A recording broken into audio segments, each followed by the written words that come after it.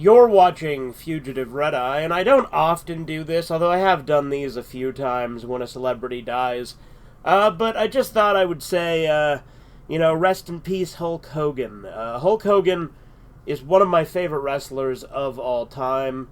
He was number 2 in my top 10 wrestlers, and he's like kind of the face of wrestling to me. Like, when I think of someone who exemplifies wrestling, Hulk Hogan is the one who comes to mind. He's iconic.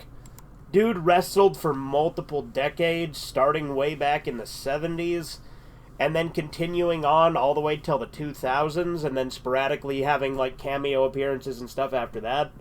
I know there are some things that people find controversial about Hulk Hogan, backstage politics and stuff like that. As well as the fact that he made shit up all the time. But that, to me, just kind of added to the character, because a lot of it did kind of fit in with sort of the Hollywood Hogan persona and some of the other stuff. Hulk Hogan's bullshit stories I always just kind of viewed as like part of the kayfabe almost. When he would just say shit that was demonstrably untrue. It was really funny. Hulk Hogan was such an iconic wrestler that I literally based a character in Sergeant Friend's Good Brother off of him.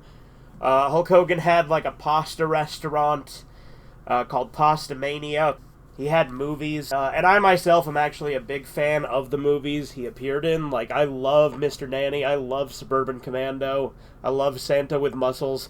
Did not care for The Secret Agent Club, that movie sucked.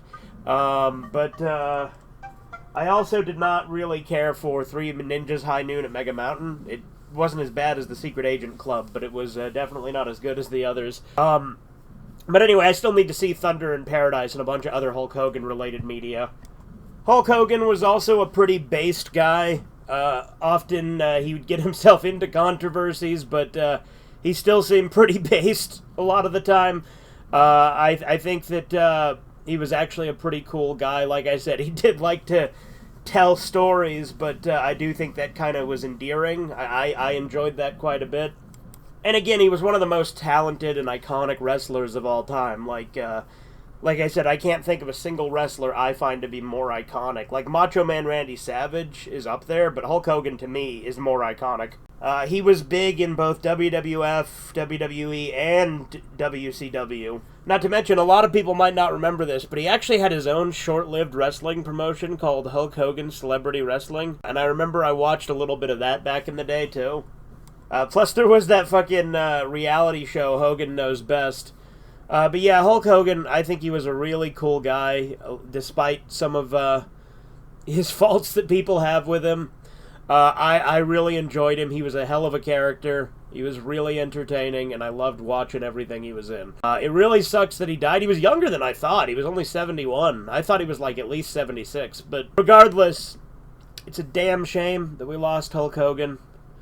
He never did get to do that final match he wanted to do because he kept talking about how he wanted to go back, but his doctors told him he couldn't because his back. But yeah, Hulk Hogan exemplified a lot of what made classic wrestling great. You know, he was all for America, brother. You know, he was a great face, and I think, personally, I think an even better heel. I loved Hollywood Hogan. But yeah, there's not really much else to say. It is sad that we lost Hulk Hogan, but there we go.